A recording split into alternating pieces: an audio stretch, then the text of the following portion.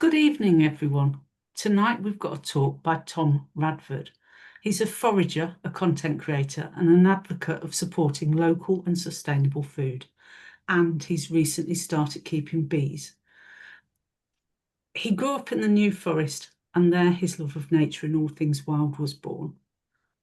So years of wandering around those woods, climbing trees, and generally getting cut, bruised, and muddy and soaking wet defined his childhood. And that means he's now developed that love into a real passion. And he's going to talk to us about foraging. So over to you, Tom. Well, quite an introduction. I'm sure I sent you that. I don't remember sending that, but yes, that is my childhood. Hello, everybody. Yeah, I'm Tom Radford, and I'm going to talk about foraging, and I'm going to talk about it. Basically, just go through the basics of it, and then we'll go into a few things about identification, etc. And we will talk about at the end as a little bit of a quiz, and we can have some questions after that. So, as you can see on the screen, it says "Eat the Country." Now, I have a little thing called "Eat the Country," which is it's a social media thing that I set up mostly during COVID, just as for a bit of fun, really, and it kind of took off a bit online. And how am I going to do my thing? It's not letting me go forward in the slides. Here we go. Why can't I? There we go. There's my next slide. So how to forage. Now, this is not how to forage, as you can probably see. Um, basically, that is me biting into a reishi mushroom, which is a well, comparatively rare mushroom, and it's got lots and lots of medicinal properties. But basically, what I'm sort of putting across here is that foraging can be fun. When I started doing this project, the impetus behind it was I was inspired because when I grew up in the 1980s, and we had people like David Bellamy and Johnny Ball and Keith Floyd and the likes of those people who I thought were really full of passionate and really fun. So when I do my foraging presentations or my little films on social media, I try and make it fun, and I try and make and the same when I do a lot of walks. I do walks all over the country, and I try to make it a little bit fun, a little bit irreverent, a little bit edgy, because a lot of other foragers just tend to do it just the facts, and that's not really what I do. So what we're going to cover today, who I am, what foraging is, some good foraging practice, where you can forage, some of the equipment you might use to forage, when to forage, and the different habitats and what those things can offer. Basic identification of plants and fungi, lookalikes, which is quite a big one because that is one of the things that stops people foraging because things can look the same. Medicinal plants, folklore, which is my personal favorite thing. I mean, in some ways I'm a forager, in some ways I'm a storyteller. When I do the walks, I like to talk about the history and the folklore. There's lots of silly, ridiculous history about these things, but I think that helps people remember. A little bit about cooking, just some of the kinds of things that we cook. I like to cook, but there are things I do every year, sort of drinks and things like that. And then there's a little quiz at the end, which is called Death or Dinner. And one of the reasons that the channel that I do has proved quite popular is because I use this phrase death or dinner, which sounds a little bit like I'm vilifying nature, but I'm not. In order to know what to eat, you need to know what not to eat. So it's kind of seems obvious to me, and it's quite catchy as well. So I sort of started using it, and now the people who go to my thing demand that I use it. So yes, my name's Tom. As we said, I grew up in the New Forest. I often get the question, when did I start doing this? How did I start doing this? I did do it as a child. When I was about 11 years old, I was given a copy of a book called The SAS Survival Handbook by a chap called Lofty Wiseman. And it had all sorts of fun stuff like dangerous traps and, fishing and all these things, but it also had a section on foraging. And I remember 10, 12, 13 years old, that was when I first had a go. And we picked things like, some seps, and we picked some oyster mushrooms, and I remember eating primrose leaves and things like that. And I really enjoyed it. But to be fair, I hadn't done an awful lot in the interim period between then and about the age of 50. So suddenly, I grew up, discovered beer and girls, and got married, and was in rock bands and all kinds of things. But I'd always had an interest, and I'd always wanted to go back to it. And when I was living in Singapore, I got very, very homesick for England, and I used to watch constant reruns of the first couple of series of River Cottage. thought I'd love to go back and get involved and do something about the countryside and something simple like that. So when I got back in COVID, I started doing this death or dinner and stuff like that. Um, and I have this thing called Eat the Country. And to my utter surprise, for a person of my age, quite embarrassing, really, it has quite a lot of followers. It's on Facebook and Instagram and YouTube and TikTok. And the purpose of Eat the Country is to educate and entertain, and to sort of do this in a fun, light-hearted sort of way. I like to talk about local, seasonal, wild, and sustainable food, as well as foraging. So I'll also try and encourage people that are local producers. I like to support local businesses and small businesses. But also I like to talk about wild food and encourage people to have the courage to have a go, because you'd be surprised how terrified people can be of, of foraging. And rightly so. You've got to be careful. There are some dangerous things, but it's a lot of fun, and I have a lot of a really lovely community of people on there who get involved. So what is foraging? Now, this is actually the definition that I found online: to search widely for food or provisions. Now, obviously, foraging these days, I mean, it's not like going to your supermarket shop. It's it's really, if you are going to forage something from nature, you only take a little bit, and it's just nice to try something different. It's nice to eat something which is healthy and not processed and not with any chemicals in it. There are quite interesting flavors in nature. There are also a lot of things which I sometimes start the walks by saying, I don't want to disappoint you, but 95% of this stuff is a rubbish substitute for spinach, which it can be. But most of it, all the edible stuff, is extremely healthy. So even, for example, if you're making a soup and you put in some young dock leaves or some young nettles or some young hogweed leaves, something like that, you're eating something which is from nature, and you're eating something which is healthy and unprocessed. And of course, and some things do have good flavors. So search widely for food or provisions is the official definition. I would say more like, this is my sort of definition of foraging, is to bring the natural world to life with knowledge, learn about wild food and medicine, and never feel alone in nature. And what I mean by that is that when I go for walks now, because I know 95% of the things that I see, it brings a walk to life. And it really helps you connect to nature. And it also helps you connect to the past. Because 200 or 300 years ago, the kinds of things that I've learned would have been common knowledge. People will have had to know this stuff, because you could, for example, just with the medicinal things, you couldn't just pop down to the chemist. You'll often find, for example, when you go around the edges of fields, you'll find things like burdock and hogweed and various other plants, which I think, as well as being part of the hedgerow system, are also probably propagated there as well, because a lot of in the feudal system, a lot of the land, they would have had to give a lot of their produce to the landlord. So anything else they could get, particularly in the winter months. For example, when you are foraging, one of the easiest things to find in a supermarket is carbohydrates. It's one of the hardest things to find when you're foraging.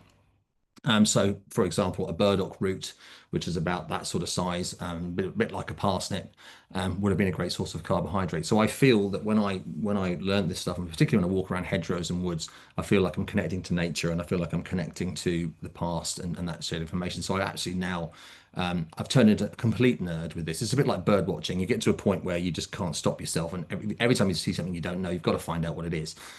So I really enjoy it that way. So I have become utterly obsessed, I'm afraid.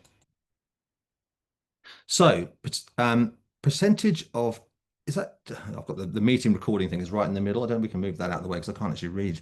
Do I just click OK on that? Or I can't get to it. Oh well. I think that says percentage of edible plants in the UK. What do we think the percentage of edible plants in the UK? Just get a number in your head. I mean, it is actually not that surprising. It's about 10 to 15% of the plants, wild plants in the UK, are considered to be edible. Whether they're delicious or not is another matter, but they are considered to be edible. And when you look at the percentage of plants that are considered to be poisonous, it actually turns out to be a similar number. So in between those two numbers are a lot of plants which are great for nature but aren't a lot of use to us. For example, something like holly. I mean, you can eat holly if you want. It won't do you any good. Why would you? So I would say some plants you just wouldn't bother eating. So there is quite a lot out there. And of those poisonous plants, only a few are seriously poisonous. Most likely with things like mushrooms and plants, you're going to get a tummy upset or various other symptoms, but there's only a few that will end you, but there are some. So as we said, foraging. Why would you forage? Connection to history, health and wellness, flavors and food. So health and wellness is a big thing. A lot of the walks that I do, people want to know about plants which have medicinal properties, and I'll talk about more about them later. Um, my view on this is there's a lot of plants which are claimed to have medicinal properties, and there's a lot of rubbish talked about it. There are some plants, oh, this cures tumors, or I was having an argument the other day with someone about cyanide, and common sense, cyanide is generally not something you want to be eating, but this person insisted that it kills cancer, and I said, well, it probably kills anything that goes near. But so you don't want to be taking cyanide just because you've got cancer. So knowing about health and wellness is important, but there are some plants which are simple little weeds that you would think, oh, that's a pointless little plant, but actually has proper medicine in them. And there's a few we'll talk about later. Flavors and food. As I mentioned before, a lot of the plants don't have a lot of flavor, but there are some ones that do have flavor. I mean, for example, hogweed seeds. If you've ever bitten into a hogweed seed, you may or may not have the courage to do that. It tastes like cardamom. So you basically got a proper spice there. The same as a plant called Alexander's. They have a seed which tastes exactly like a very strong celery flavor. There's a plant called wood avens, which is a very small plant, which you'll see by the side of the thing, which looks like nothing, and that has a very strong clove flavor. So you could actually start putting together a spice apothecary from just stuff that you find lying around. As I say, folklore, I really like the folklore. I find it helps people learn. I also think that folklore, whilst a lot of folklore is largely made up, you'd be surprised how often there are things which have some truth in them. And of course, the connection to nature and the empowering knowledge. Knowledge is power, as they say. And when you start learning, people say, how do you start learning to forage? I say, find 5 things or 3 things, and then you get 5 things, 6 things, 10 things, and then you decide whether you're going to go down the rabbit hole and learn more. But it's enormously empowering to walk around and know, let's say, 5 things from each season that you could eat, or 5 things from each season that you know you mustn't eat.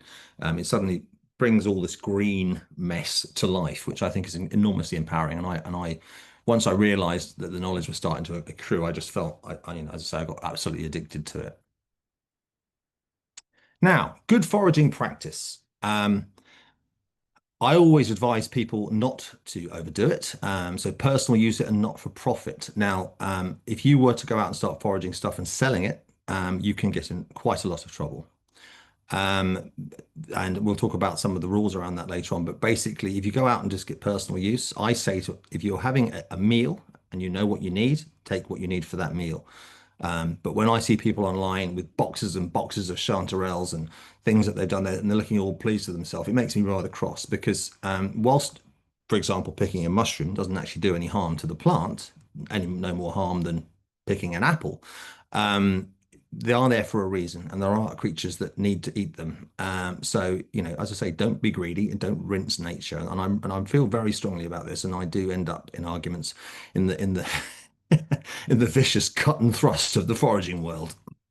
Another thing is don't uproot anything. Now, occasionally it happens by accident, but you can actually get in serious trouble. If you were to go around a park in London with a little trowel and start uprooting plants, you can go to prison. What are you in for? Uprooting, bluebells. So you mustn't uproot things. I mean, I have had 1 or 2 places I've been given permission to do it, which can be quite fun because you can talk about flavors and things from roots. But generally speaking, you mustn't do it and you can get in a lot of trouble. Um, Local restrictions. I'm going to talk about some of the restrictions as we go down there, but believe it or not, from place to place, the restrictions can be very specific. For example, you might think just walking down a pavement and picking blackberries is totally legal. 99% of the time it is, but sometimes there are some bizarre council rules around that where technically speaking, they could actually stop you. They probably wouldn't, but they probably could. And as I say, take only what you need and leave plenty behind. So for example, the rule said is like 3 to 1. I think it's not, that's even too much. I would say, don't take, just take what you need for your dinner. There was a thing online last year, I think it was. I think it was Pizza Express were very pleased with themselves, showing all their employees going off to the wild garlic fields and filling up bin bags with it. And everyone in the foraging community was just up in arms. It just looked ridiculous. For a start off, that much wild garlic, the flavor goes very quickly. So by the time you've got it out of the bags and start doing it, it's going to be no use to you anyway. So that may be quite cross. So just you take what you need. So common law right to forage. You can pick wild plants, berries, nuts, fungi, and flowers for personal use. So that is the law. Um, and it's only to things that are growing wild. So you can't go nicking people's carrots and turnips and whatever it is. You've got to make sure that they are wild plants. And so obviously, if you start going to a farm and say, "Well, I'm just foraging," and you've got like a bag full of his runner beans or something, then you can get in trouble. Um, Land ownership and trust. You can forage on public land, footpaths and common land, but private land, um, not without permission. So, if you once you get into foraging, if you want to get into foraging, it's quite good to make relationships with people that have private land because once you're on their land and you've got their permission, you can do pretty much whatever you like, within reason. I mean, there are still things you're not supposed to pick, like bluebells and stuff like that, but generally speaking, you can do a lot more. And for me, when I've done foraging walks on private land, it's great because I can do all kinds of things. But trespassing and foraging, I mean, I say I'll talk about it in a second, but you can get done. You can get escorted off the land, but actually, unless they've actually grown the thing and cultivated it themselves, they can't take it off you. Um, Uh, yes, we've talked about uprooting things, but picking protective species, particularly things like orchids, butterfly orchids, spotted orchids, bee orchids, those kind of things, you'll get in all sorts of trouble. Bluebells, you mustn't pick bluebells, those kinds of things. In terms of edible species, there aren't many that you can't pick, and there are some edible species that are what's called a Schedule 9. So things like Himalayan balsam, for example, which you can pick as much as you like. In fact, they actively encourage you to do it, and it's actually quite tasty. And also, believe it or not, good old Japanese knotweed, the roots of that plant are actually the rhizome is actually quite nice, and although there's a bit of a joke in the foraging community that everything seems to taste like asparagus, and apparently that tastes like asparagus too, or some say rhubarb. But yes, so you're encouraged to eat that. Um, Now, local restrictions, Forestry Commission land. Now, I was just talking to the guys earlier on and saying that trying to get permission. Actually, I've just managed to get permission to do a walk on the Forestry Commission land. It was very, very difficult. They are very, very fussy about it, and they want your money. I suppose it's because the Forestry Commission don't maintain paths and things to a safety standard. So, for example, for me to get permission to forage on Forestry Commission land commercially, i.e., a paid walk, I need a limited liability of 10 million, which I've had to organise this week, because a branch falls on someone, they don't want it to be their problem. National Trust is the same. I have done walks on National Trust land, and haven't got caught. I have also done walks on National Trust land where I've done it with permission. Again, if you're on public footpaths, you probably be all right. But if you start gathering stuff, they will probably go for you. SSSIs and nature reserves kind of goes without saying. I would never go foraging in a place like that unless I had specific permission to do so. And royal parks, for example. So, for example, Richmond Park in London, you can't forage there. There are some parks that you can, like Wimbledon Common, that's fine. But royal parks, you absolutely mustn't, and they will get you for that as well. Have I just put this in again? Oh, yes. That's a bit of repeating itself. There are some rather quirky little rules here. Seaweed. I don't know if any of you have ever foraged seaweed or eaten seaweed. There's lots of great things about eating seaweed.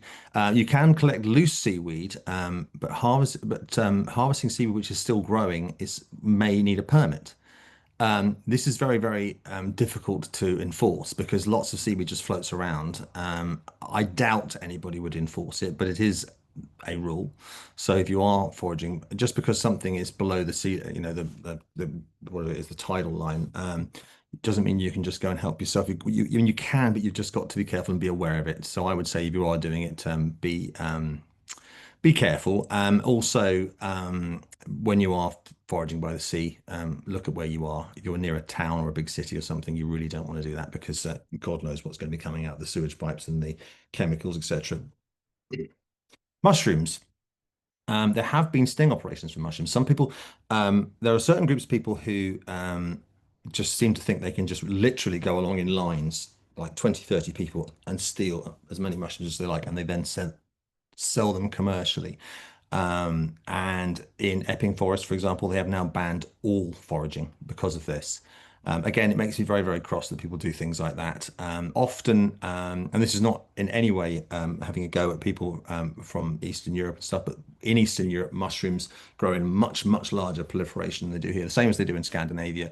And I think they just need to be educated to say that here we just don't have as many mushrooms, so you can't do it that way here. You can do it in Poland. I mean, they come back with bags of them and it doesn't make any difference, but here you can't because there just aren't enough. So yeah, basically mushrooms, there are certain areas where you can't. Tree nuts, again, technically you can pick as many nuts as you need, but you mustn't start selling them. So if you fill up a big bag with them, you start selling the nuts, which sounds a bit crazy because you think, well, surely you can sell chestnuts at a market or hazelnuts or something, or hazelnuts you've mixed into something. Yeah, I suppose technically no, but yeah, you'll probably be fine. One of my favorite rules is that farmers, if you if you're on a farmer's field and you've got a big bag of mushrooms that you've got off his field, he can escort you off the land. He can shout at you all he likes, but he can't take the mushrooms off you because did not grow them on purpose. They just grew there on their own. They're not actually a crop. And I'm sure that farmers would very much take issue with this because farmers tend to.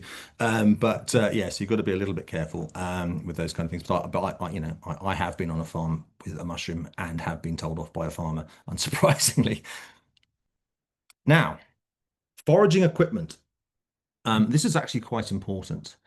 Um, a lot of people that forage use these Opinel French knives. They're great knives. They look nice. They feel nice in your hand. They've got a very, very sharp blade. They're very traditional. The problem with them is that little round bit at the top there swivels round and locks the blade on most of them. And that is illegal. If you go out in a public place with that knife, if you were found with a knife like that, even if it's within the length of the blade, legal length of the blade in a park in London or something, you would be in serious trouble. So either remove the lock from it or get a knife which doesn't. Now on the right here, you'll see a Swiss Army knife. That is what I use. I always use a Swiss Army knife. First of all, it's got a whole lot of other tools on it. I've become so reliant on the thing, I can barely, tie my shoelaces without it. But it's always sharp. It never rusts, and it's extremely well made. So that is what I use. All I can say is whatever knife you use, make sure that the blade is less than 3 inches long and make sure that it doesn't lock because the police will take a fairly dim view of it. So you just need to be careful. In terms of gathering, traditionally people tend to use these sort of baskets. Personally, I use one like this fishing basket here. First of all, the whole Bo Peep thing doesn't really suit me. Walking around with a basket, it's not a look I can rock. So I tend to go with one of these. Also, I can sling it over my shoulder. I can put stuff in there and I can lock it up, which is fine. These bags are becoming quite popular. They clip onto your belt and you can put stuff in there. Problem you have there, if you start putting mushrooms or stuff in there, it's all going to get bruised and squashed. And by the time you get home, it's just going to be a mush. So that's just why people use baskets. So that the produce doesn't get all squashed together and damaged. So and also keeps airflow through it as well. So if you're going to forage, I would recommend a basket like that. And the problem with it is it's highly conspicuous. So if you are in an area and you're not entirely sure whether you should be foraging or not, the reason that I like the fishing basket is I can just slip it behind my back and just whistle nonchalantly and walk away. Now, when to forage? When can you forage? When should you forage? Foraging season, March to November, pretty much. I mean, there are things that you can forage in the middle of winter, but generally it's March to November. Obviously, March, as you're coming into the beginning of spring, the end of winter, and November, end of mushroom season. Most of the fruit's gone over, and then you're just going into a pretty barren season. Um, Spring is a fantastic time to forage. Now, you can see on the right there, that was actually when I was up in Scotland. That's a field of wild garlic. If anybody's ever foraged wild garlic, when it goes big, it really does go big. It goes bananas. You can smell it from miles away. And it's fantastic stuff. There's lots of new life and lots of new growth. What I would say about wild garlic, and I'm sure that some of you have already foraged it and made pesto and things with it, don't go in there like a combine harvester taking armfuls of the stuff because amongst it will grow, for example, something called a cuckoo pint or lords and ladies, which contains calcium oxalate, and that is not a substance you want to be eating. It will make your throat swell up very badly and make you very ill. Also, there's something called dog's mercury, which tends to grow amongst it as well. That is another thing that you need to be careful of. So if you are picking wild garlic, just take smaller handfuls and smell it. If it smells of garlic, that's what it is. But don't. Also, lily of the valley grows amongst it, and that is very similar, and that's quite poisonous too.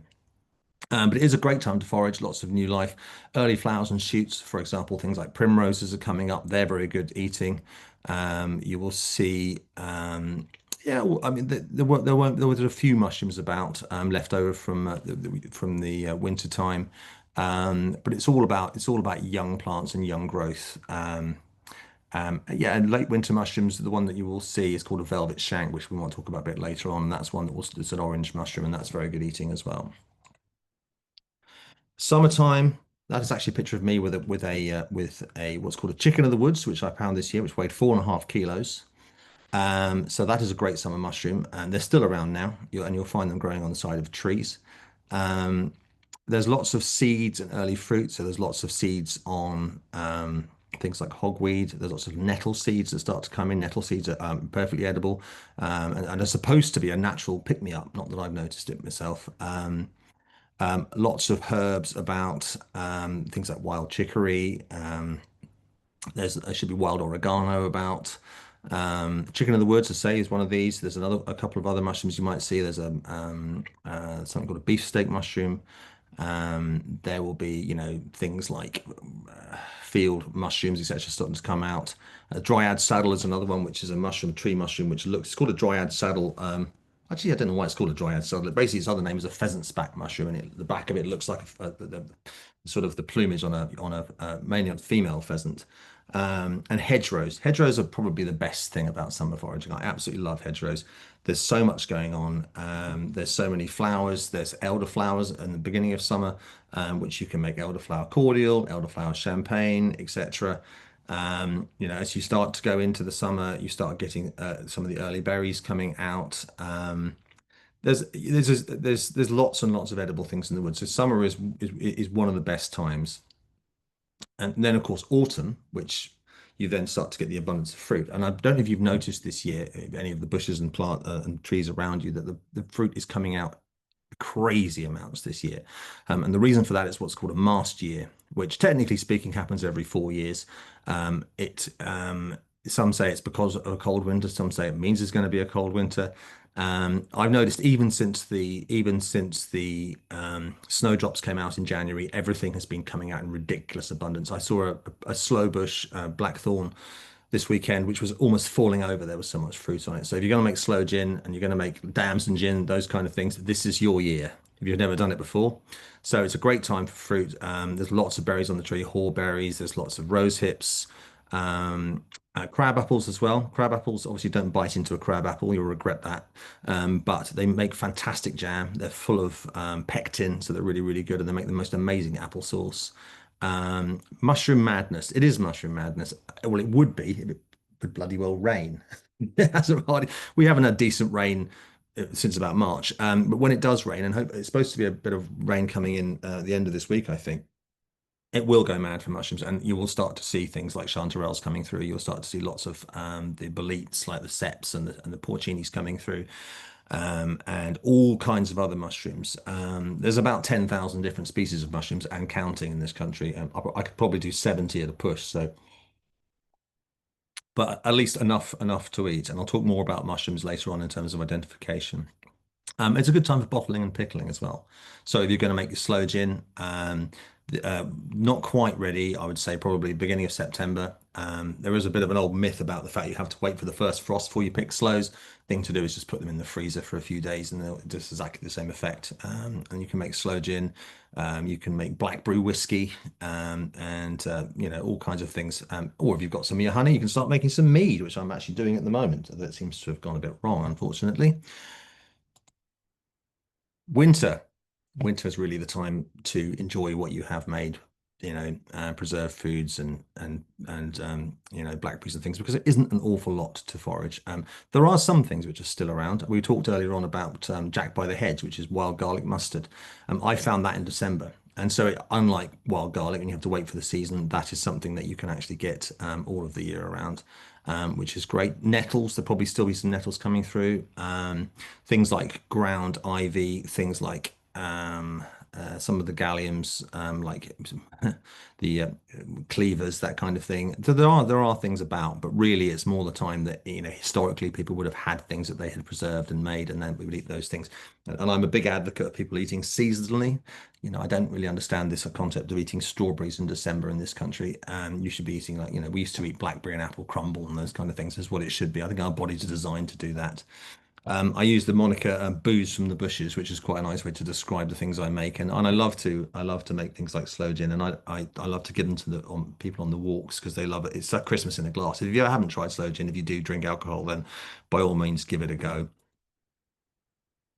So habitats. I mean, obviously the habitats are in this country are fairly obvious: woods, meadows, hills, and coastal.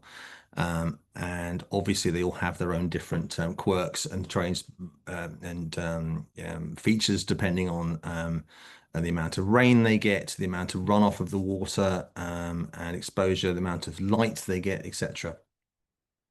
So if we go to the woods. I mean, this is just a small selection. There's a whole load of stuff you can find in the woods. That top left corner there is the wood sorrel. Wood sorrel is a little bit like clover. It's the only thing you can mistake it for. It's fantastic stuff. It's got a really strong flavor. It's a little bit like the peel of a Granny Smith apple, which is a really wonderful thing you can find, and you'll find that in woods all year round. It has a little white flower or a pink flower sometimes, but it's definitely if you do find it, definitely give it a go. You get it right on the tip of your tongue. It's got a fantastic flavor. I managed to make a mojito out of it once. Um, Bottom left there, you've got what's called a hedgehog mushroom. And the reason that mushroom is called a hedgehog mushroom is because it has these little spikes instead of gills. One of the best eating mushrooms you can find. That will be around right now if there's rain. And it's really, really good. It's really delicious, and one that will be found in woods. Now, mushrooms won't be in very, very dark woods because woods, very mature wood and sometimes can be quite dark. Mushrooms do need light. So often you find them on the edges of woodlands. And I find that they say the holy grail for mushrooms is birch, beech, and oak. I tend to disagree. I think that having a few conifers is good. So if you're looking for a good wood for mushrooms, you're looking for a wood that's got plenty of drainage, usually a bit of a slope, lots of moss, not too much ivy and stuff on the ground, and plenty of light coming through. And then and it needs moisture and light, and then you can actually there will be an abundance as long as there is some rain. Top right there, you've got a porcini or a cep. I don't know if you've ever tried one of those or ever found one of those. They are the most wonderful things. The way to identify a cep they're from the Boletus family is instead of gills, they have a spongy underside with sort of pores in it as opposed to gills. And they're absolutely delicious if you find them. The only problem you've got, as we'll find out later on, is that there's about 70 different types of bolete, and not all of them are edible. In fact, one of them is quite dangerous. And bottom right, as I mentioned earlier on, this one is called wood avens, which is the one where the root of this plant actually tastes like cloves. And that is a very common plant. That's its spring flowering, but the little three pointed leaves there you'll see all year round, and they're right down at ankle level. I mean, obviously you kind of pull the root out in a public place, but if you're on, you'll find it in your garden as well. And it's interesting to pull the root out and see what an amazing smell and amazing flavor it has. Meadows, again, depending on the time of year, you can get all kinds of things in meadows. Obviously, things like dandelions. Dandelions, one of the things that makes me laugh about the word weeds is that things that are considered to be weeds are considered to be annoying and useless. Dandelions are one of the most useful plants you can find. The whole plant is edible. The sap in the plant is antibacterial, antimicrobial. The root of the plant can be made into coffee if it's roasted. It doesn't have any caffeine in it, so you may say, what is the point? But it can be made into coffee. The flowers can be used to make a sort of substitute for honey. I suppose if you're one of these people that can't bear to take something from bees, there are people like that. You can make it by mixing it with sugar solution. It tastes a little bit like maple syrup. You've got things like clover, which is obviously all year round clover, and clover is perfectly edible. Not especially delicious, but perfectly edible if you needed to. Ground elder, ground ivy, all these kind of things. Those white flowers there are yarrow. Yarrow is a lovely plant which is in abundance at the moment. Not a lot of food on it. It's got quite thin, feathery leaves, but it's quite interesting from a medicinal perspective. It's what's called a battlefield plant or a wound wort. So its feathery leaves would have been used like something like cotton wool for stuffing up wounds because there's lots of people having battles and things in the past. Um, and over to the right there, I think, and behind this thing is some, I think that's a field mushroom, and field mushrooms are um, great to find, but as we'll see later on, there is a lookalike. You've got to be a little bit careful with field mushrooms. In the hills, slimmer pickings in the hills. It tends to be in the valleys. And if you go, I mean, like I was in Dartmoor this summer doing some camping, and there's not much at all when you're out on the moorland. But when you come into the valleys, there's lots there, and you have things like bilberries, which are actually coming out now. They're great. I made some muffins from them the other day. They're rather delicious. Gorse, believe it or not, the spiky old thing. Don't eat any of the plant other than the flowers, but the flowers can be quite surprising. In fact, sometimes they taste just like coconut, and I've actually known someone to actually make coconut vodka from a gorse bush, believe it or not. Top right there, you have alder. Alder is very, very common in valleys, in hilly areas. It isn't especially useful, except for the fact that it contains salicin, which is a precursor to aspirin, and the same as willow trees and meadow sweet trees. So it makes a very effective painkiller. And unlike aspirin, it doesn't give you a tummy upset. So if you eat the bark, the inner bark, and you make it into a tea, it tastes absolutely disgusting, but it does the job. And of course, bottom right there, you've got heather. Heather is more for flavoring really than anything than eating it. It tends to be very nice. You can make tea with it, and people put it in beer as well because lots of things were used to flavor beer, particularly before people used hops. And coastal foraging is one of my favorites. If the zombies do come and you find yourself being chased, the coast is where you want to live because there's abundant stuff all year round. Bottom right, sorry, top right there, left there, you've got uh, marsh samphire, which is just over now, pretty much, but it's basically late June through to about mid-August. One of the most delicious things you can forage. It's like asparagus, but it's like salty asparagus. I think it tastes better than asparagus. So if you've ever had it, I'm sure you have. Wonderful stuff. Um, Conversely, on the bottom left there, you have rock samphire, which is a totally different plant, but it's got the name samphire because it's obviously a succulent as well. That is one of these Marmite plants. I think it tastes like burning plastic, but some people think it tastes like carrots. You can eat it. A friend of mine pickles it because then it just makes it taste like vinegar and you haven't got to taste the flavor. So I certainly don't eat it. I think it smells horrible. Top right there, you've got sea buckthorn, which is fantastic stuff. I have a friend of mine who's a chef and he makes a kind of a sauce out of that and it tastes like sherbet. Fantastic flavor. And it's got this lovely bright orange color to it. And then bottom right there, you have bladderwrack, which is one of the types of seaweed. And there are lots of different types of seaweed you can try. Most seaweed, I think there's one exception, is poisonous. The rest of them are not. And the one that is poisonous, I believe, is more of a deep sea species. It's not something you tend to find on the coast. So you can eat pretty much all of them. I think it's all about how you prepare seaweed. In my experience, cooking things like kelp, if you do it wrong, you might as well eat a mouthful of packing tape. It's not especially good. But things like sea lettuce, for example, if you get that and then you deep fry it, fantastic. Comes out it's like they have crispy seaweed in Chinese restaurants, which is mostly kale, but it does taste exactly like that, and it's great. And if you do have kelp, kelp is very good if you marinate it, and you can have it just chopped into thin slices, and it goes very nice on a salad as well. Interestingly, things like fennel, you often get a lot of fennel by the seaside, and that's a great flavor. Again, not a flavor everybody likes, but it is a good flavor. Sea purslane, I haven't got a picture here, but that's another great one to look out for. And wild carrot, which is a plant called Queen Anne's lace, which is one of these umbellifer plants. That actually has a carrot in the root, but unfortunately, of course, you can't go pulling the root out. I didn't tell you that. So we're whistling through it here. Identification. Now, there's a lot to it. Let's start with plants. Now, um, obviously, these are the key things about plants is the leaves, the stem, the flowers, the fruiting bodies, roots, nuts, seeds, the smell, the size, and of course, where it's growing. So, leaves. Now, there's numerous types of leaves, and I wouldn't even pretend to say that I use any of these names, but you can look at all the different types of leaves, and you can see, for example, an ovate leaf is one of the most common types of leaves you're going to see. A linear leaf is a sort of leaf that you're going to see on something like a vetch or on those sort of pinnets when you get on an ash tree, for example. These is it petitate leaves? These round leaves. That's something like navelwort, pennywort, which you'll see a lot in the West Country, which is a lovely succulent plant you can eat. Um, some of these ones like a hastate leaf, that's like an ivy leaf. Also the rhombate leaf there, that's an ivy-shaped leaf. So there's lots of different types, but leaves are a huge clue, particularly when you're dealing with umbellifers, because umbellifers are the plants, they're called umbellifers, that they have the big sort of white bunches of flowers on top, such as yarrow and hogweed and things like that. But of course, one of those is also hemlock. When it comes to hemlock, particularly hemlock water dropwort, which is the one that grows in the river, it comes down to leaf shape, which is really the differentiator. So leaves are hugely important. So the shape of the leaves, color of the leaves, and the texture of the leaves is very important. Some leaves are very, very shiny, some leaves are hairy, and that will make a lot of difference as well. So when you're looking for plants, you have to bear in mind all these different things when it comes to leaves. Um, Flowers is also extremely important as well. Now, even on poisonous plants, flowers are the least poisonous part of the plant. But for example, in the bottom right there, you'll see a foxglove.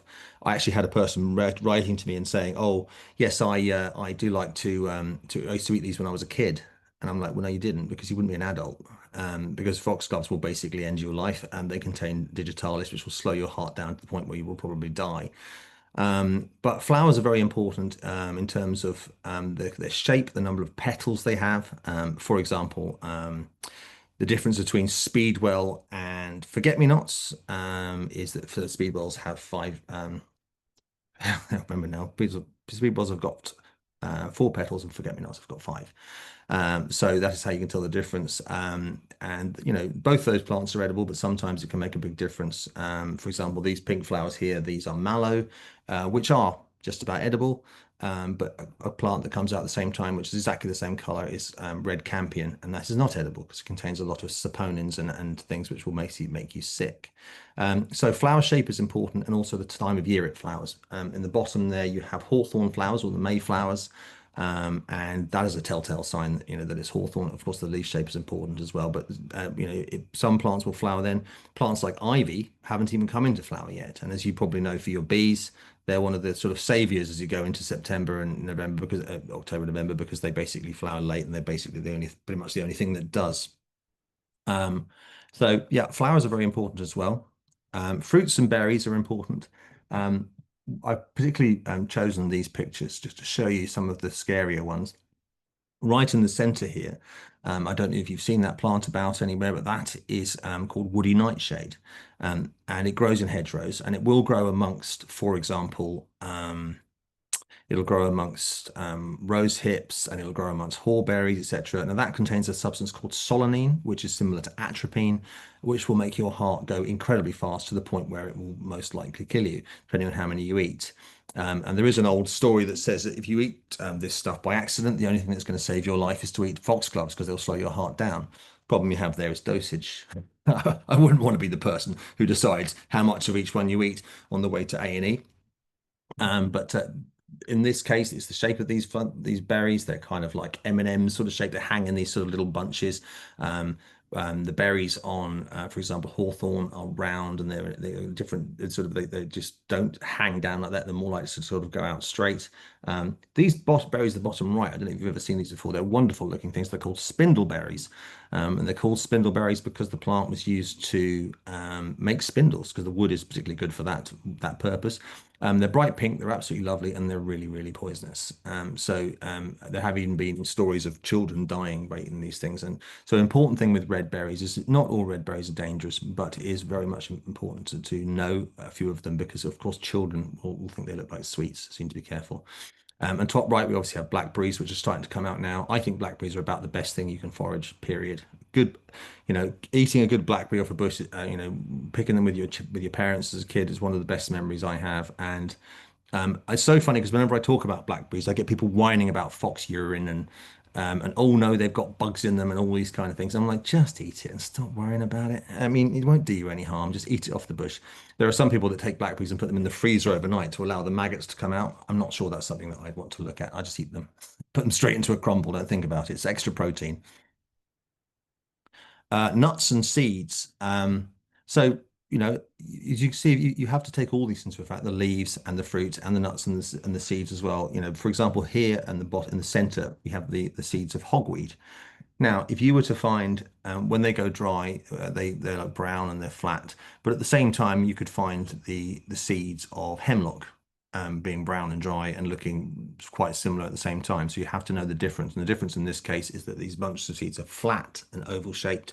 The seeds on hemlock are sort of much more bunched together and not the same shape. So that's another differentiator because both these plants are umbellifers, both have big white bunches of flowers. Um, on the top right there, that is what's called a greater rat's tail plantain, and it's a very, very common. It's one of the most common flowering plants in the country. The seeds of that plant, again, when they turn brown, which they haven't done yet this year, but they will do fairly soon, they can be eaten as protein, and they have protein and carbohydrate. And of course, as I said, carbohydrate in particular is a difficult thing to find in nature. So those are great. You can put them into bread or cereal or whatever you want to put seeds into. Just toast them. And of course, hazelnuts. And the reason I put hazelnuts in there in the bottom right is because people often ask me whether or not you can pick them when they're green. Yes, is the answer. When they start coming away from their casings and they haven't gone brown yet, that's when you want to pick them because if you wait any longer, the squirrels will eat the whole lot. And I mean, as it is, the squirrels are eating the green ones, the little buggers. So if you want to get hazelnuts, you have to basically defend them from the squirrels.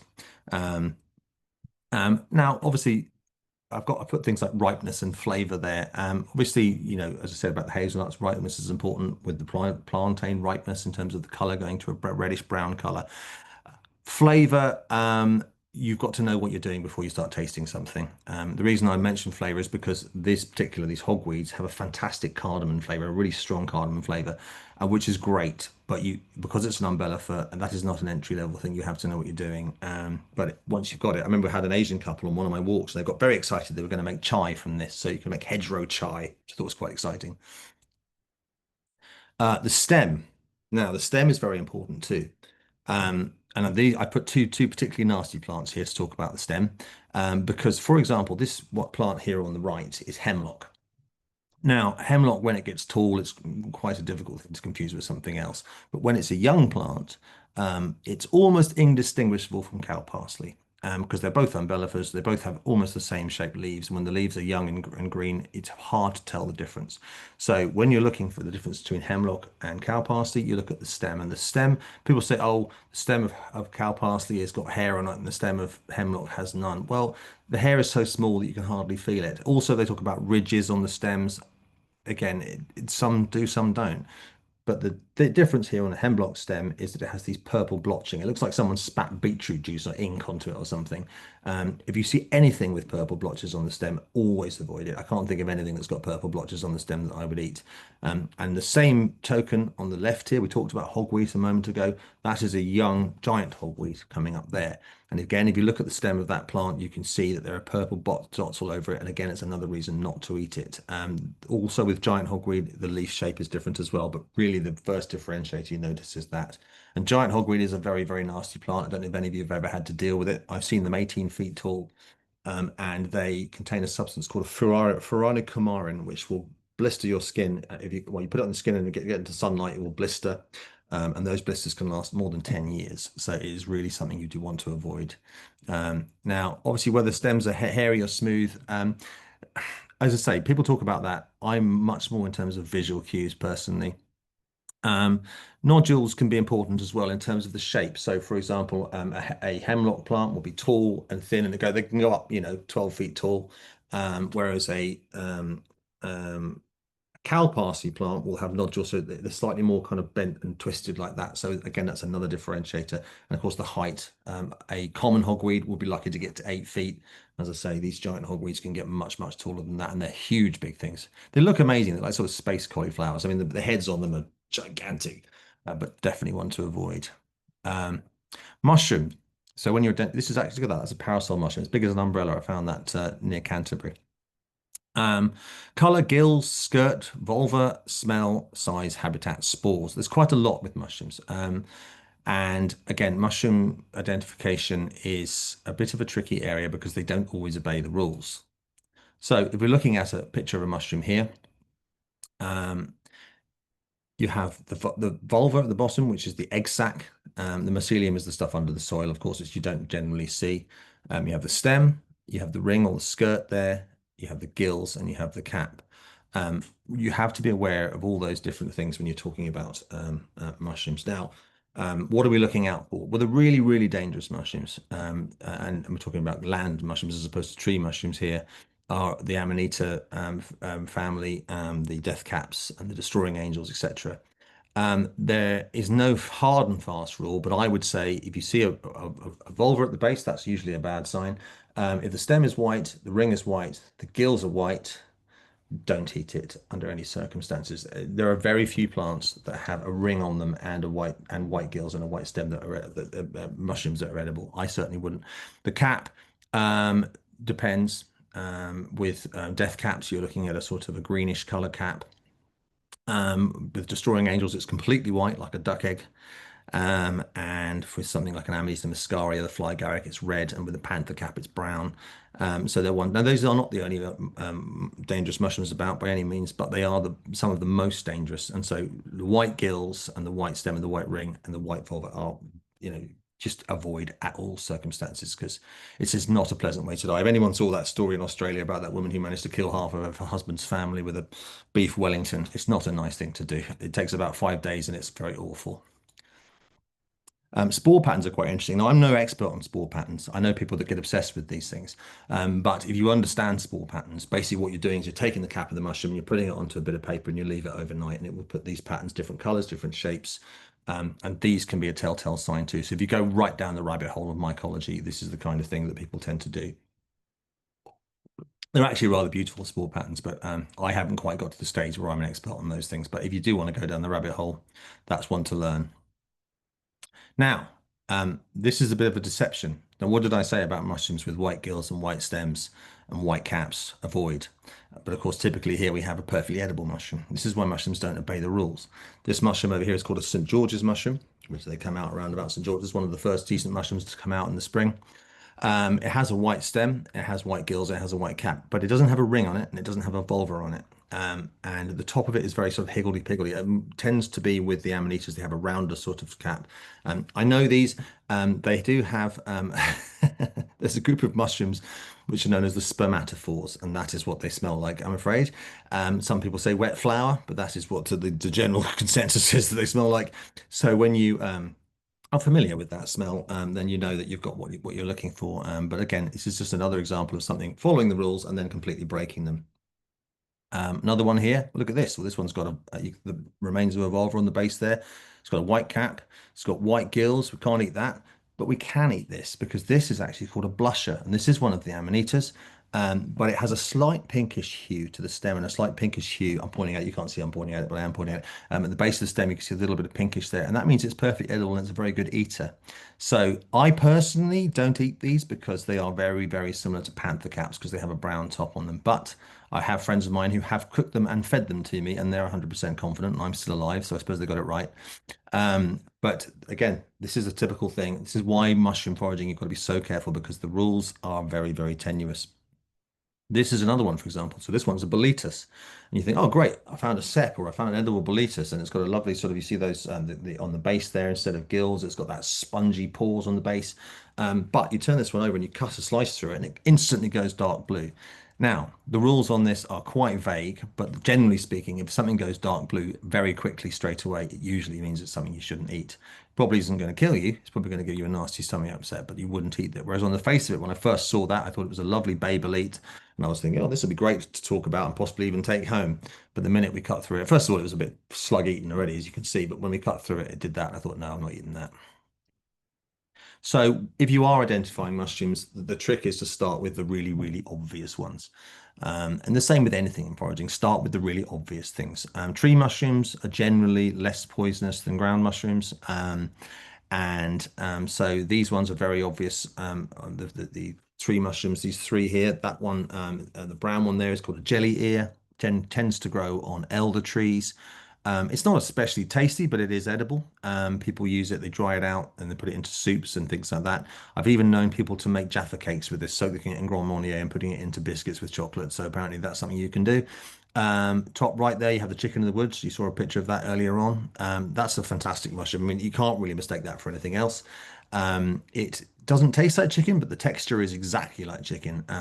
The only trick with that, and pretty much with all mushrooms, is to make sure you cook it properly. I tend to blanch it for about 10 to 15 minutes first of all, and then I'll fry it in butter with a bit of garlic or something like that. And it will taste just like chicken. In fact, you can even, I have done it where I wrapped it in breadcrumbs and parmesan and had it like a chicken nugget, and it is remarkably similar. And the good thing about it too is you can marinate it and it will take on the flavor. Problem is, about 1 in 5 people can sometimes get an tummy upset from that mushroom. So place your bets. I've never had any problems, but I know people that have. Bottom right, you have a beefsteak mushroom, which is a fantastic mushroom. It grows often on oak trees, often beech trees. It is called a beefsteak mushroom because it looks a bit like a beefsteak, and when you cut it, it bleeds like a steak. It also contains more protein than a steak, believe it or not. It doesn't taste like a steak. It actually tastes a bit like, if you can imagine watermelon without any sugar in it. That's what it tastes like. But people can marinate it. I've known people to make gravlax with it. They even dry it out and make it into jerky, believe it or not. But again, it's one you can't really mistake. Nothing else looks like a beefsteak mushroom, and you've only got to cut it and see it bleed, and you know what it is. And that one there, bottom left, is the classic fly agaric, Amanita muscaria. That is not something you should eat, although a lot of people will differ and say that if you cook it certain ways, you can eat it. I wouldn't eat it.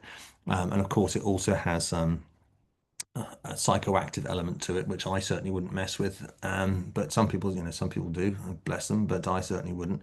But it's another other one you really can't get it wrong. It's got these little white lumps on it. And so the Amanita, it's got the white underneath there. There'll be white gills. Usually there's a white ring on it, and of course it has a white vulva and a white stem. So that is a very easy one to recognize. So if you're starting off with mushrooms, that's the way. Smell is another important thing. This again is a slightly vague area. Pleasant, nutty, or believe it or not, mushroomy, as in smells like a mushroom you get from the shops. Porcini, horse mushrooms. Aniseedy smell is generally okay. Things like wood bluets, which is a bluish mushroom. Fruity or sweet chanterelles. A fruity or sweet can also be a bit dodgy as well. Yeah, believe it or not, there are some that smell like a crab. Brittle gill smells a little bit like crabs, so that's one as well. Cucumber-like shaggy ink caps. I don't know if you've ever seen shaggy ink caps. They're the ones that they start to what they call deliquesce, which means that they go into a sort of black ink. Sometimes vegetarians use them to make a sort of substitute for squid ink pasta with them, and they have a sort of a cucumber-like smell. And I said spermatic. There's a mushroom called the Miller and one called the St. George's mushroom, which have that smell. But you can't use smell alone. This is one of the differentiators, but I would never just use smell. Um, and then with mushrooms, sickly sweet, rotting potatoes. Anything tastes like potatoes or rotting stuff, death caps, destroying angels, absolutely avoid. Anything that smells like chemical and plastic. There's a mushroom called a yellow stainer, which we might get a chance to see later on. And that one also, yeah, that's something that will, let me say, will mess with the structural integrity of one's stool, to put it mildly. But unfortunately, mushrooms, particularly when they're young, can have a nice smell, poisonous mushrooms. So never use that as your main differentiator. It's just one of them. Visual is mostly the thing you'd use. Now, lookalikes. I'm just going to show you a couple of lookalikes to give you this thing about lookalikes. Two sets of mushrooms here, one on the right, one on the left. On the face of it, they look very, very similar. They're both growing on a tree. The one on the left will kill you. The one on the right is absolutely delicious. The one on the left is called a funeral bell. I think that speaks for itself. And the one on the right is a velvet shank. Now, the way to differentiate these mushrooms, first of all, if you look at the funeral bell, the stem is a sort of a whitish, more woodish color, and it has a little orange ring on it. And that is the thing. Also, funeral bells are a late summer, autumn mushroom. You won't really see a funeral bell into December and into winter, whereas this velvet shank, I took that photo last January, and they're coming up then. So that's not just about the location; they're both in a similar location, but that's about the time of year. So I was pretty certain those were velvet shanks. Now, when these get a little bit older, the shanks do have a sort of a velvety feel to them, and they go dark at the base. This is another differentiator. But you can see how, if you were at an entry level, that is a mistake you could make, and it's quite a dangerous mistake. Umbellifers, good old umbellifers. So here you have yarrow on the left there. You have hogweed on the right there, and in the center you have hemlock. If you didn't know the difference, that is a very bad mistake to make. Now, the way to tell is you look at the leaves. So you look at the leaves on the yarrow there; they're sort of feathery and thin. You look at the leaves on the hemlock; they're sort of like a little fork-shaped sort of leaf. And if you look at the hogweed, it has a much larger. The leaf is about this sort of size. It's a much bigger leaf than you get on them. But so that is where leaves really, really come into it, particularly between hogweed and hemlock and water hemlock, because you can see a hemlock water dropwort on the side of a river. Looks like a great big piece of celery, but then so does a hogweed. So you really have to look at the leaves, and you have to, and unfortunately, hemlock water dropwort doesn't have the purple blotching on the stem either. So really, anything near a river that looks like celery, unless you're 100% sure, don't eat it. But you can see how this mistake is made because people get terrified of umbellas. I actually had someone message me, and she stopped a woman who was she thought she was picking elderflowers, and it was a giant hogweed, and that is quite a remarkable mistake to make. This is another one here. We talked about this earlier on. The mushroom on the left here is a field mushroom. Lovely field mushroom. They start off as a sort of button shape, have those lovely pink gills there. Um, and you think, well, okay, well, the one on the right looks broadly the same. And it does look broadly the same. The difference is that the gills are a slightly more grayish color, but that is not really how you would differentiate it. The one on the right there is a yellow stainer, and you can see at the base of the stem there, there's a yellow color. If you ever pick a mushroom and you're not sure, cut through the stem and have a look. If it stains yellow, do not eat it because it'll give you a very bad upset stomach. Also, they smell plasticky. These ones, obviously the field mushrooms have that lovely nutty mushroom smell. It's not a mistake you make more than a few times. I've never eaten them. I know people who have accidentally eaten those and they've really regretted it. We're on about 8 o'clock. Are we all right to keep going? Yep, okay. So the medicinal plants. This plant you may or may not recognize. This is hops. I think it's the best medicine of all because, of course, it's used for making beer. It's the greatest medicine there ever was. Actually, it does have a medicinal point because hops contains a substance which is supposed to calm you down. And it does smell very much like marijuana, to be fair, but that is not why. It's not the same substance, but it does calm you down as well. So it's been used sort of to soothe people with teas and things like that. Um, this is a plant called ribwort plantain. Now we talked earlier on about the rat's tail plantain. This is ribwort plantain. There's more than two types, but this is actually the two main types of plantain you'll discover. This one you'll recognize. You'll see they have the long stems with a sort of little brown flower on the end, which coincidentally tastes like mushrooms. And when we were kids, we used to fold it over and make it into a gun and fire the heads at people. That was we didn't have toys, of course. I grew up in a forest. But this mushroom, this plant contains antihistamine. So the story goes that you're supposed to treat a sting with dock leaves. It'll soothe it possibly, but there's no actual medicine in there. This plant contains an antihistamine. You can chew it up, you can rub it onto your skin, and it will definitely make the redness go down much faster and on bee stings as well. So it's actually a very, very useful plant. These, not the round ones, they're called King Alfred's cakes. These ones behind here are called turkey tails. They are a type of tree mushroom, and the way you can tell a turkey tail from other similar mushrooms is underneath they have little tiny pores as opposed to gills or smooth bases on them. Turkey tails are fantastic things. You can make turkey tail tea, which is supposed to have all kinds of wonderful properties. But it has actually been used in the cure of cancer. Some cancer downstairs. I'm not sure which part of downstairs. I think it's the rear end, but it has been used for that and very effectively too, apparently. So they are a wonderful thing.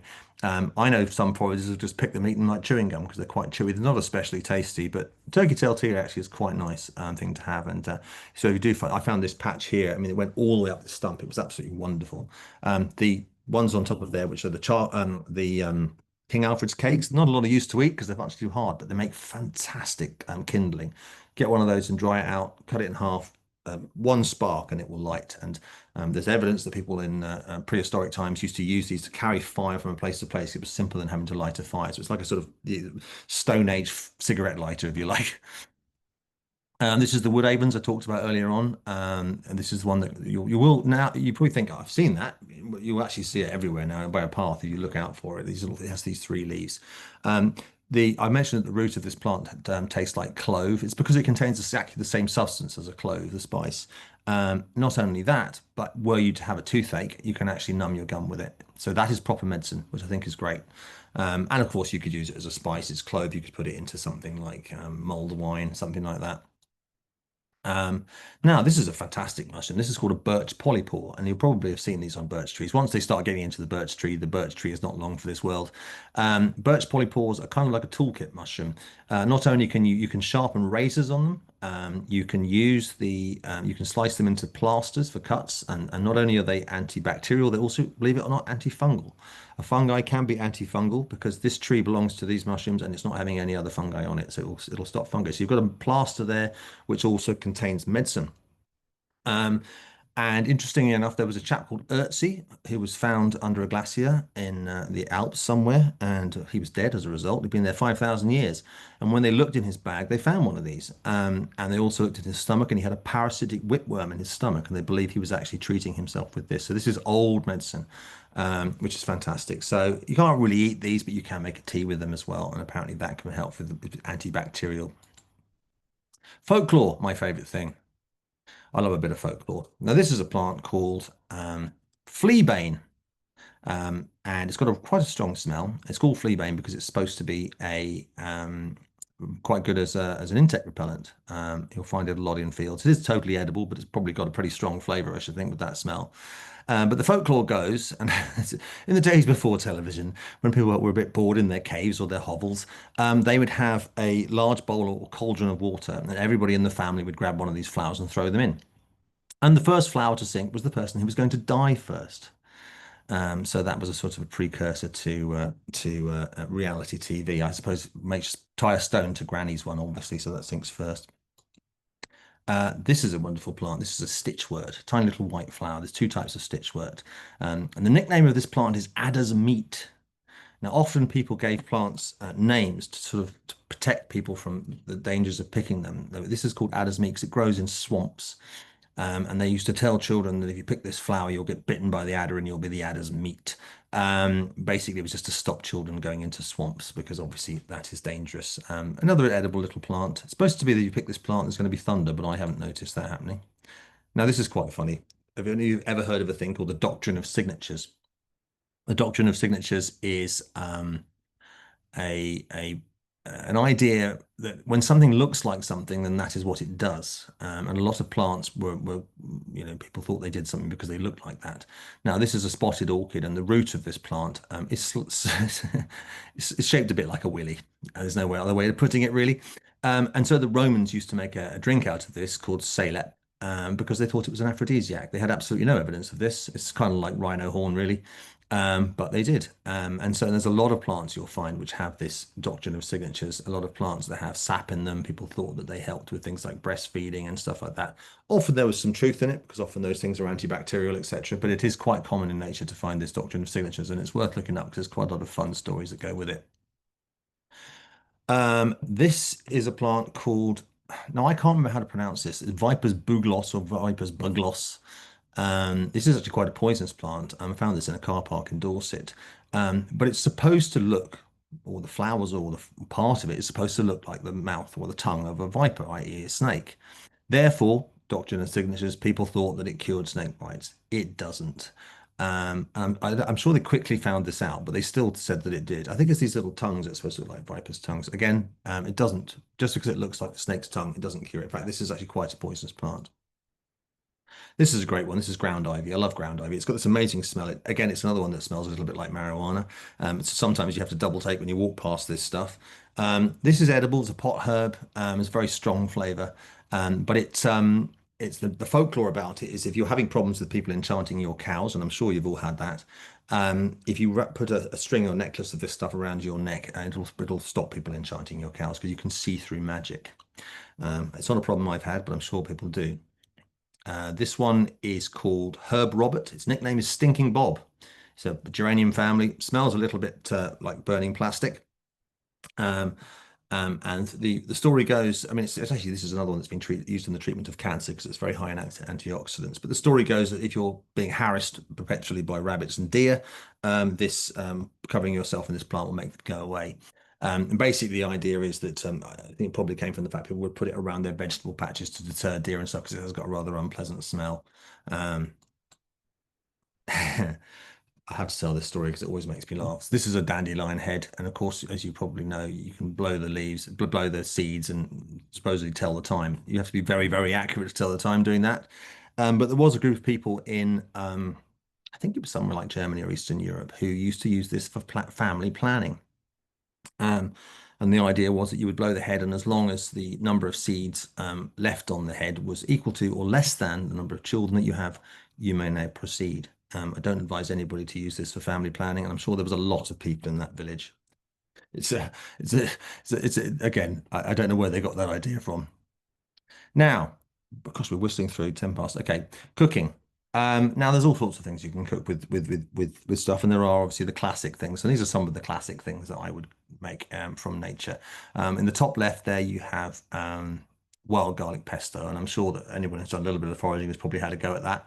It's a rather powerful flavor. Obviously, you've got parmesan and stuff in there as well, and pine nuts, or I sometimes make it with hazelnuts or walnuts. It's very, very popular. I think that wild garlic tastes sort of half garlic and half lawn. It's not quite proper garlic flavor. But one thing I do with that is I mix it with cream cheese and just put it on some bread, and it's actually a milder flavor, and it's quite nice on the walks.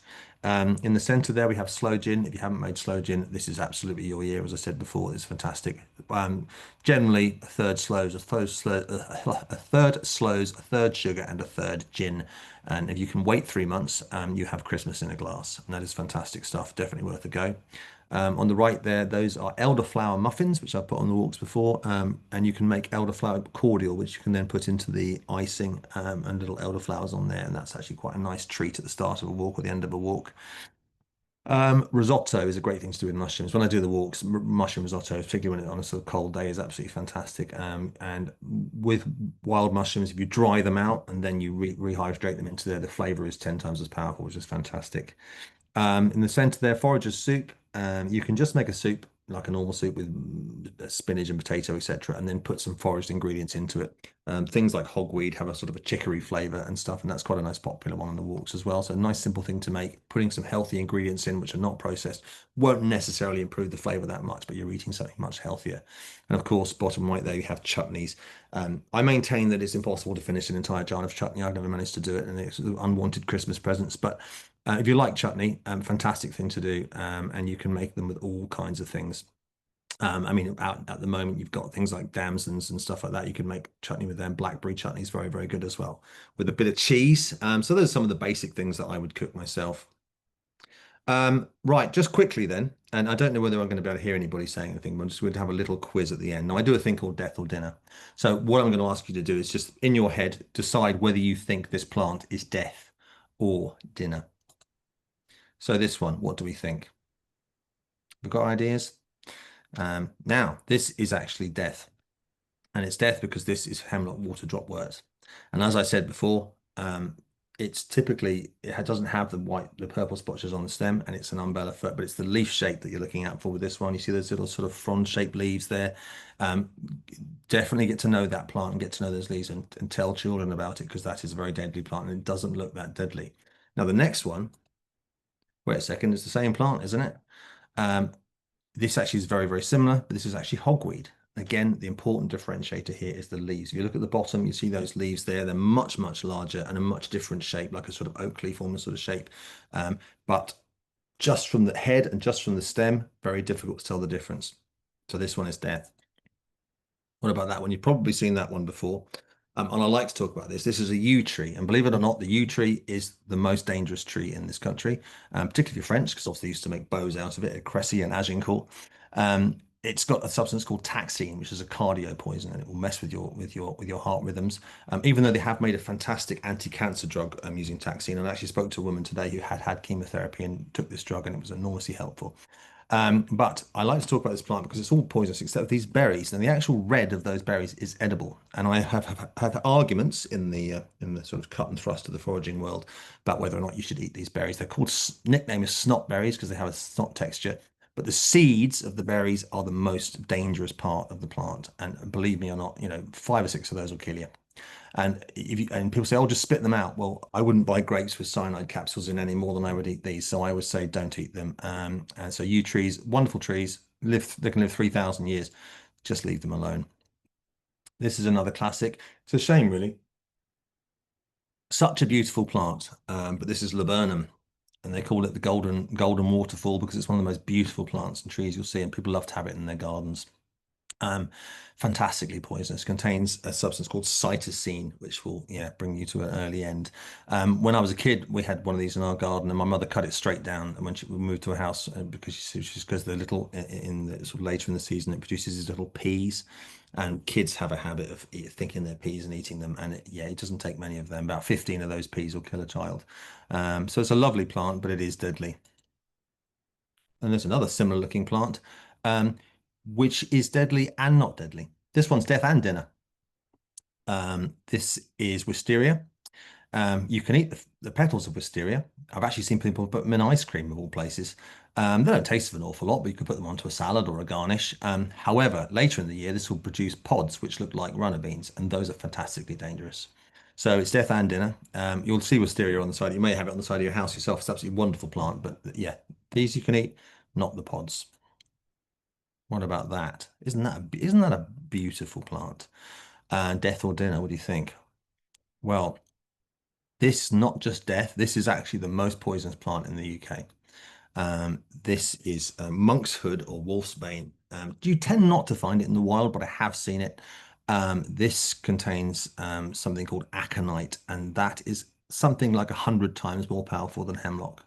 I've heard of stories of people tending this plant without gloves on, and it's killed them. It is beautiful. You can buy this from a garden centre, and it will come with no warning at all. So it's a beautiful thing, and if you have it in your garden, by all means leave it there. But just tell children and other people what it is, because it is incredibly dangerous. You don't want to touch it. I saw a forager the other day boasting that he was holding this plant. Like, it can go through your skin. Not a good idea. What about that? Red or dead? Looks like it's deadly, doesn't it? It does actually look quite scary. And when I was a kid, I thought these were poisonous, but they're not. These are called scarlet elf cups. They're wonderful things. You see them on the side of trees in the springtime mainly. And they're perfectly edible, and they taste a bit like radishes. And they look lovely on a plate. And also they look a bit like octopus suckers. And of course, the folklore is that elves would bathe in them, of course. But they look terrifying, but actually they're perfectly edible. How about that one? Just an innocent little white mushroom. Now, we found this one up in Buckinghamshire in a wonderful park, and that is a destroying angel, the most heavy metal name for any mushroom there ever was. And you look at it, as I said before, you've got a white stem, you've got a white ring on there. If you would lift that cap up, you've got white gills. The head of it is absolutely shining white. There's no egg sac on there, there's no color on there at all. When you see one of these, you can't mistake it for anything else, and this will end you in a terrible, terrible way. The Amanitas, amatoxin, you have about 5 days of every kind of hell you can imagine. Then you feel absolutely fine for a few hours, and then you drop dead because you haven't got a liver. And basically, the only thing that will save you from one of these is a liver transplant. They are nasty things, but they are also beautiful. So just leave them alone, really. And this one, as we saw before, this is the wonderful blusher. And this is quite a nice example of this one. So this is not deadly. And as you can see at the base there is that pinkish color, but it's quite a nice shot because you can see the cap. Now, if you see a panther cat, which is another one of the amanitas, it has that brownish cap with these white spots. And from the looking down on the mushroom, they look almost the same. But it's this pinkish color, which is the giveaway on this one. They can have rings on them. But that's another one which looks pretty deadly, but actually is fine. Now, obviously, you know what this one is. This is foxgloves. And as I said, the poison is digitalis. And people always say, well, how poisonous is it? Well, if you've seen Casino Royale, that's what they used to try and kill James Bond. If it can kill James Bond, it can kill you. It is actually fantastically poisonous. The flowers, less so. Stem, seeds, definitely do not eat it. And some people sort of, when we were kids, we used to make little teacups out of it. To always tell. The first one I learned when I was a kid that was poisonous is that one. Um, these are beautiful, aren't they? I'm rather fond of these, and they do look like little sweeties on a stick. But these are the fruiting body of lords and ladies or cuckoo pint. These contain enormous amounts of calcium oxalate. If you were to eat those, your throat would swell up to the point you can barely breathe. And even funnier is the leaves contain a lot of it as well, and the leaves are quite large, and so never be tempted to wipe your bottom with one because it would be like a bit of sandpaper. It's really nasty. It's like little tiny crystals of calcium, and it's really, really sore. But unfortunately, they do look like sweeties, and there have been stories of children dying from eating these. So it's just a good one to teach children. It might look sweet, but it certainly isn't. And about that one, I mean, I think we saw these earlier on, but it's a great photograph. That is a cep. That's a wonderful porcini that I found in the New Forest. The penny buns, as their other name, They are just the most fabulous mushroom. If you do find one, you'll see that the gills underneath, well, not gills, the pores, which aren't gills, obviously underneath, are white. The stem is a lovely chestnut brown. The head is it literally does look like a sort of like a toasted bun. One of the best eating mushrooms out there. Absolutely fantastic. I love them. But do cook them properly. I have had an incident where I didn't cook one properly and I was woken up in the middle of the night by that mistake. Um, Now, this is another one that we actually did hit on earlier on. This is very important. Death or dinner. This is death, death, diddly death. And this is the woody nightshade. And the thing to look out for, because sometimes you don't see the berries straight away, is these purple and yellow flowers. So anybody's a gardener, you'll recognize that they look very much like potato flowers. It's the same family. It's a very naughty family. There's tomatoes and all those things in there. But these berries contain solanine, which is like atropine, and that will make your heart go to the point where it will probably kill you. You wouldn't have to eat, you'd have to eat quite a few, a good handful of those berries, but I mean, why you would even do that, I don't know. But if you did, yeah, it would really, really do you some harm. That looks a bit dodgy, doesn't it? Purple. I always thought when I first saw these that they were quite nasty, death or dinner, but these are actually edible. This is what's called an amethyst deceiver, which is a wonderful name for a mushroom. The reason it's called a deceiver is that it can grow in all different shapes. So it's always got this purple gills and the purple stem, but sometimes they can be a totally different shape. This is a round one, and so that's why it's called a deceiver. And there's a whole load of different deceivers. There's scarlet ones and all sorts. They're all edible. They're not very big. This is, I mean, you can see that's my finger there. They're tiny little things, but they are edible, and they look very nice if you're doing like a mushroom risotto and you want something a bit colourful on the top. They're great. And what about this? You've probably seen this around the side of your garden.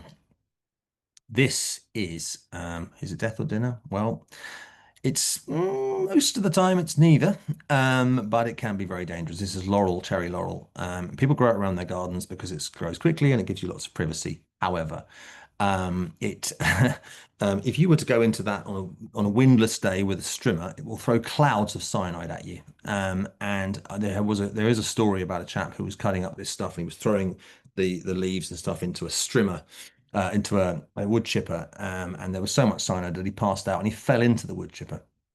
Now, fortunately, he was a large beer drinking type man, and so he got stuck, but he didn't actually go through it. But there are better places to wake up than in the middle of a wood chipper.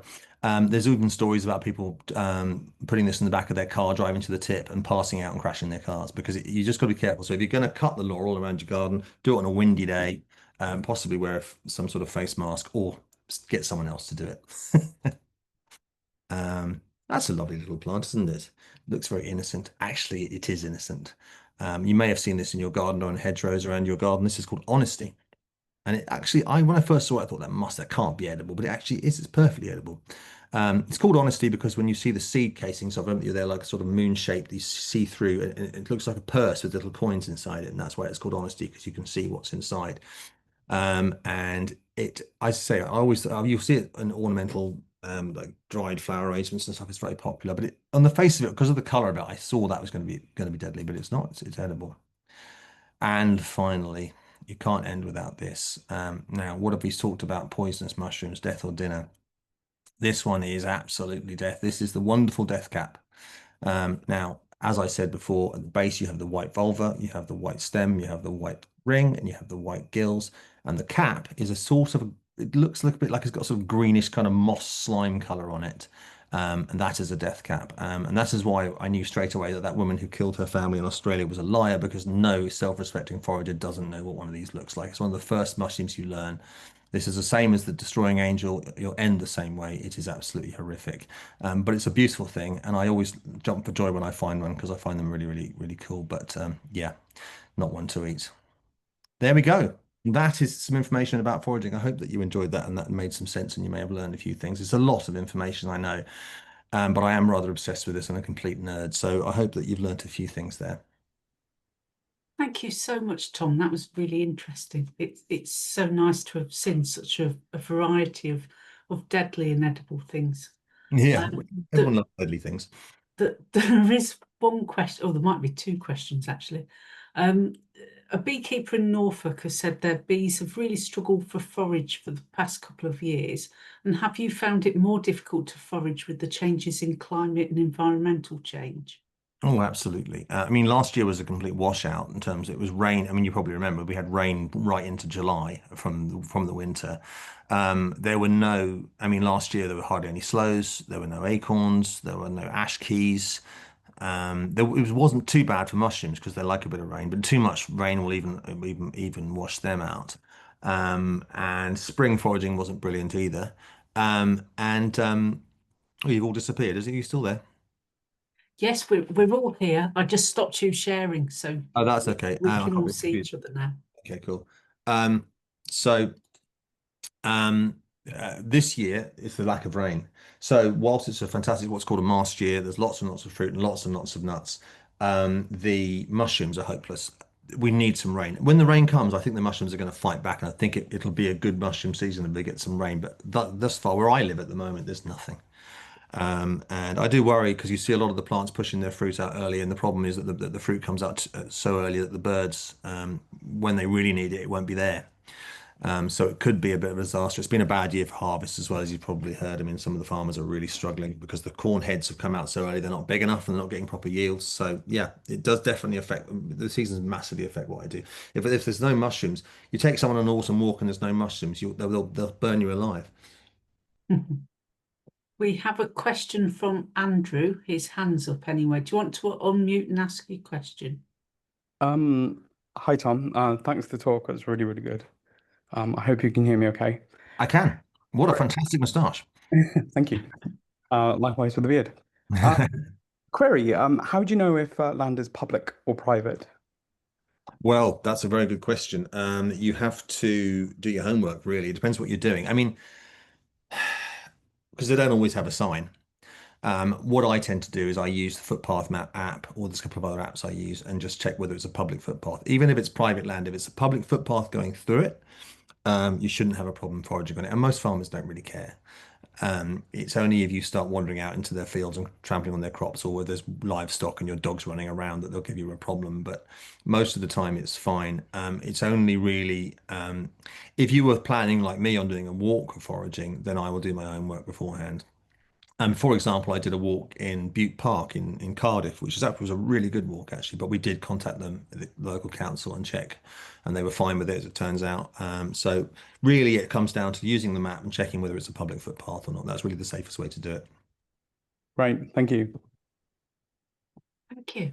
I don't think we've got any more questions. So thank you again, Tom. That was really, really brilliant. Good, I'm glad I you enjoyed it. think you've inspired us all to look a bit differently at plants. We quite often only look at them to see if they're flowering for the bees or not.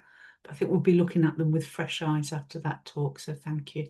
We'll get out and pick some fruit because it's a brilliant year for it. If you do nothing else, make some jam or make some sloe gin or something, and I hope it gives you the courage to maybe dip your toe in the water with foraging because once I started, I can't stop.